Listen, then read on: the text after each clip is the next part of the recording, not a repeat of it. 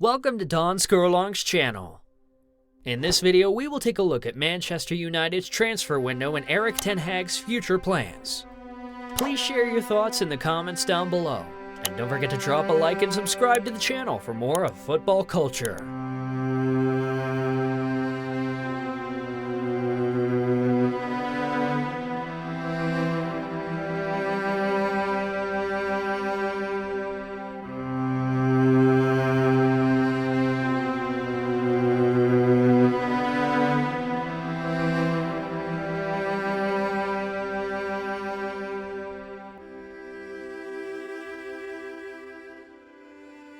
It is obvious that last season was a disaster for the Red Devils. They have massively struggled under Austrian Ralf Rangnick and missed out on Champions League football. Manchester United board decided to bring in Dutch manager Erik Ten Hag and gave him the money and support to rebuild the squad. The first period of Manchester United's summer transfer business was abysmal with the way they put all their efforts into signing Frankie de Jong and wasted 2 months of peak business time chasing him. In the end, he rejected the offer and chose to stay at Barcelona. However, August has been better in terms of reinforcements, and one positive outcome is that Ten Hag has solved 2 positions of a holding midfielder and a right winger which required urgent attention. Let's start with the first signing, Christian Eriksen. The Danish talisman was signed on a free transfer this summer, upon special request by the new manager Erik Ten Hag. Ten Hag was convinced of his fitness levels and ability to control the midfield, as he has shown numerous times with his old clubs. Eriksen has started the first 4 league games, in different positions than expected. First as a false 9 against Brighton, and then playing as a quarterback in the number 8 role to transition from defense to attack. He has looked much more comfortable playing from midfield and was United's best player in the first half against Southampton. With the arrival of Casemiro, it will allow Ten Hag to push Eriksen further up the midfield where he can hurt the opposition. Ten Hag's second signing was Feyenoord's left-back Tyrell Malacia.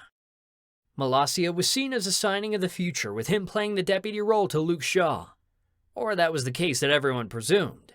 Luke Shaw started in the first 2 disastrous losses against Brighton and Brentford and underperformed massively.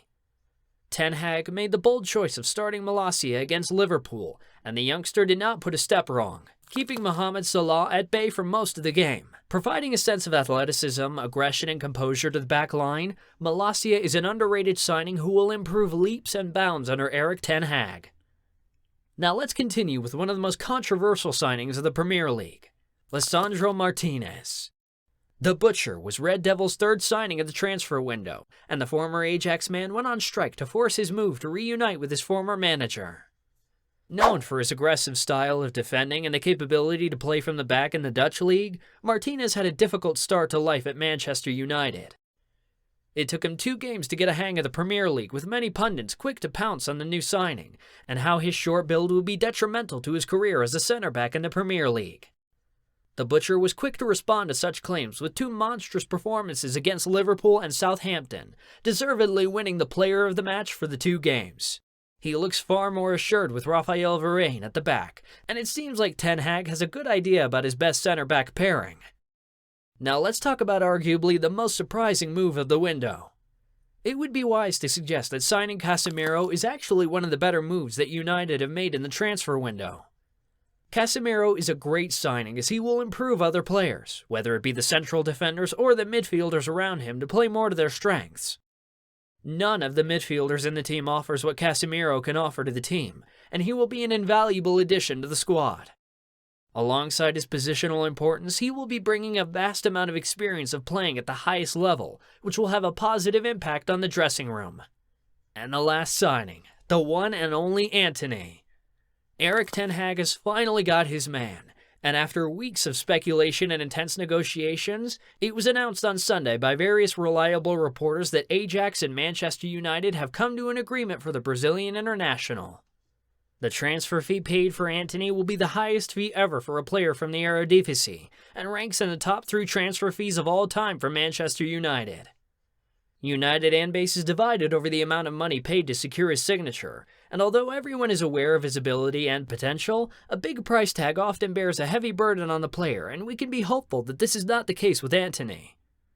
On the bright side, Antony would finally occupy the vacant right hand of United's attack, which has been left untouched for some time, and many players have been deployed there, but to no positive outcome. He will definitely bring a different dimension to the team.